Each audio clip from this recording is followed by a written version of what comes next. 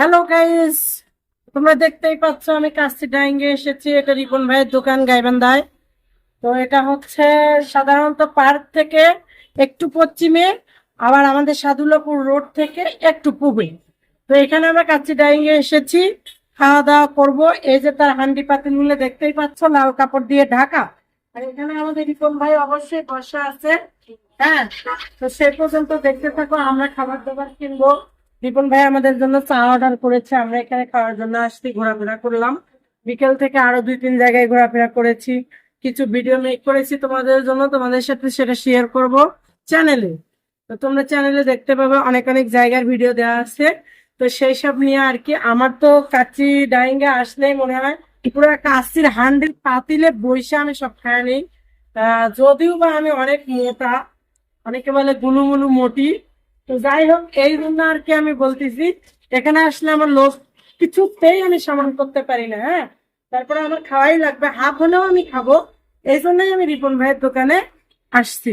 তোমাদের যাদের কাচ্চি খেতে মন চায়, এখানে বাসমতি আর কি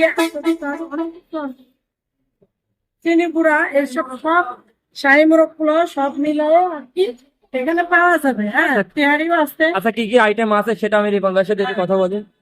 আচ্ছা ভাইয়া, কি অবস্থা বলেন? ভালো ভাই, এখানে বাসমতি চাল পাওয়া যায়। বাসমতি চালে কাচ্চি, চিনি গুঁড়া কাচ্চি, শাহী মোরগ পোলাও, হাসির তেহারি। যাক, আলহামদুলিল্লাহ। অনেক সুন্দর আইটেম আপনারা তো রাখছেন এখানে, তো বেশ ভালো। তো আমি একটু খাবারটা দেখাই দিই। বাসমতি চালের কাচ্চি, গাইস দেখতেই পাচ্ছেন, এটা বাসমতি চালের কাচ্চি, চিনি গুঁড়া চালের কাচ্চি আছে, এটা আছে পোলাও। আলহামদুলিল্লাহ, যে ভাইয়া আমাদের মধ্যে খাবার পরিবেশন করে। আর ওপাশে আছে তেহারি। তো তো সব মিলিয়ে আসলে এখানে অল্পতে মানে অনেক সস্তা সিম্পলি আসলে এসব খাবার খাওয়া যায়, যেটাকে জমিদারি খাবার বলে অনেকে। তো আসলে জমিদারি খাবারগুলো সাধারণত মধ্যবিত্ত ফ্যামিলিতে হয় না।